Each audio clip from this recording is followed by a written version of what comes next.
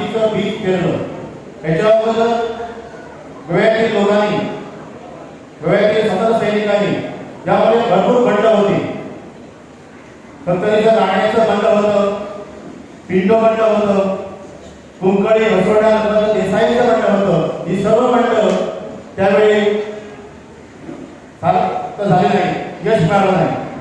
त्यानंतर 18 जून 1946 साली जे राममनोहर लोहिया, जे आपले मित्र जुलियन मेनेझिस हसवड्या या गावी विश्रांतीसाठी आलेले होते, त्यासाठी काकोडकर यांनी त्यांना आपल्या गोव्याची स्थिती सांगितली आणि त्यांनी पोर्तुगीजांची सत्ता असून सुद्धा जुबली राजवट असून सुद्धा त्यांनी सभा घेतली आणि क्रांतीचं बीज हे पेरलं.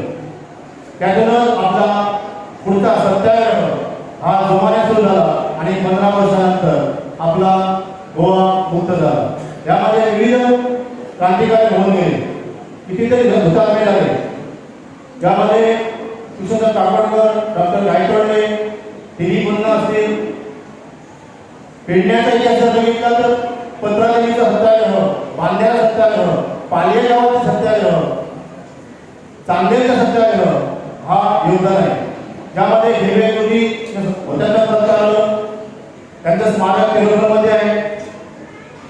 पालियाच्या जोडाजवळ पन्नालाल यादव यांना गोळी लागून तो पन्नालाल यादव नावाचा स्मारक अजून आहे.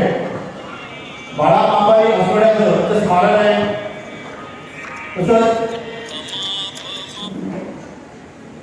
मनोहर बाळा पेडणेकर हे पेडण्याचे त्यांनी पत्करलं.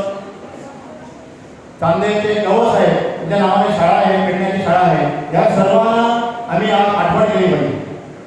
आणि आपलं गोवा हा 19 डिसेंबर 1961 साली मुक्त झाला.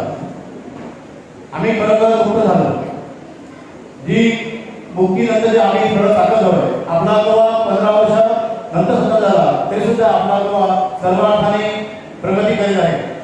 आणि हा कार्यक्रम हा प्रत्येक गावामध्ये चालू आहे, प्रत्येक घरामध्ये सुरू आहे. आणि हा सुद्धा कार्यक्रम अवघ्या 2 दिवसामध्ये हा कार्यक्रम संपन्न होत आहे. याबद्दल ग्रामपंचायत मोदी, सरपंच, अन्य सर्व पंचायत सदस्य, पंचायत सेक्रेटरी, इतर कर्मचारी यांचं अभिनंदन करावं एवढी गती जमवून